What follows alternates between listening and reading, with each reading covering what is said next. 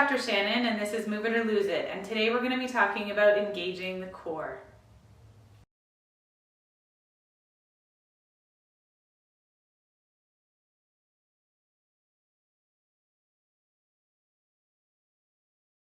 An important part of engaging the core is learning to approximate your ASISs, which is the bony prominence on your hips right here, and the lower part of your ribs, which is right here. So when we're on the floor, basically what we're going to be doing is bringing these 2 points of your body together.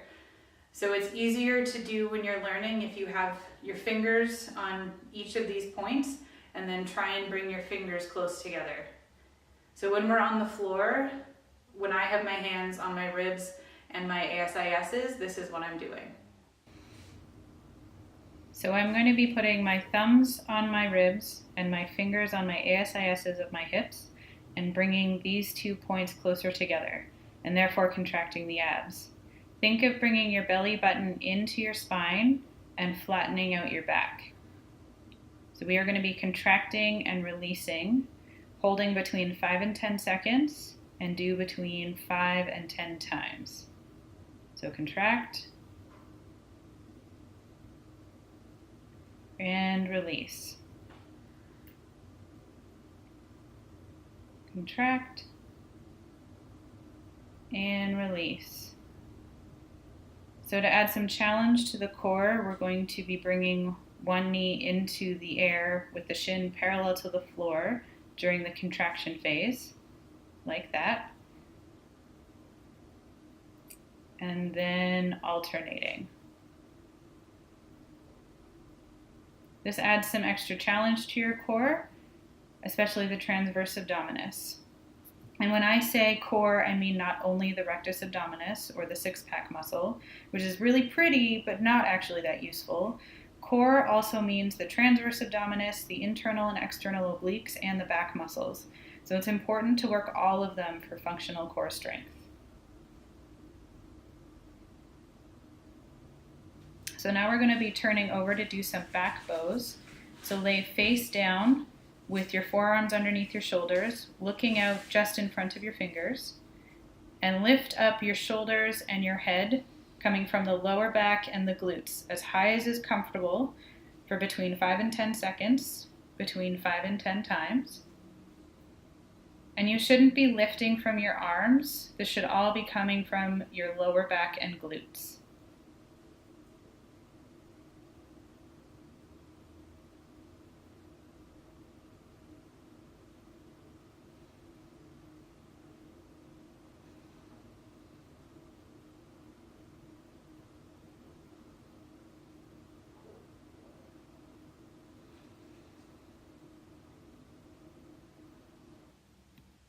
The last exercise in engaging the core is performing a twist.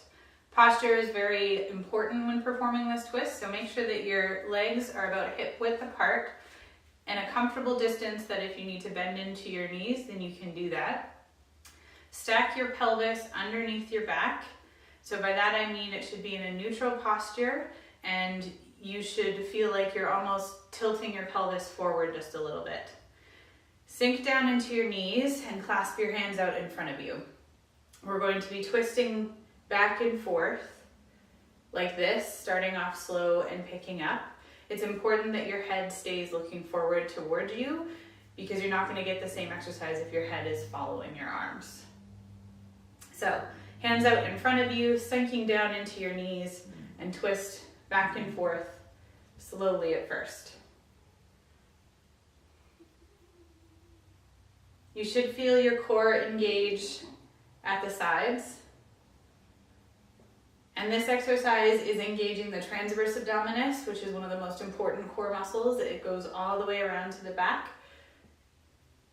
This exercise also helps engage the ligaments of the spine, which is important if you're getting lumbar or thoracic prolotherapy, or if you have any back issues.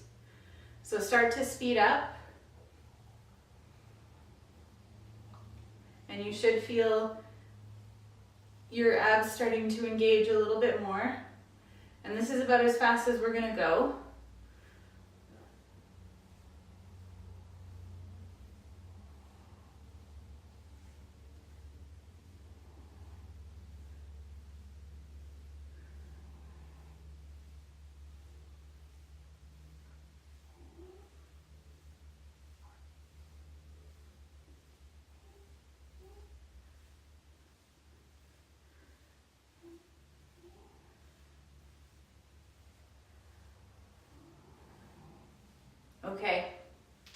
that's as much as we're going to do today, and I think that's a good place to start. If you feel any aggravation in your back, start with the exercises on the floor and then eventually try out this exercise again, but go very, very slowly. You can do this exercise up to a minute or two, but start slow at first. Thank you for watching my video on engaging the core for beginners. I hope that you learned something. If you liked this video, please subscribe to get weekly updates on stretching and pain-free living.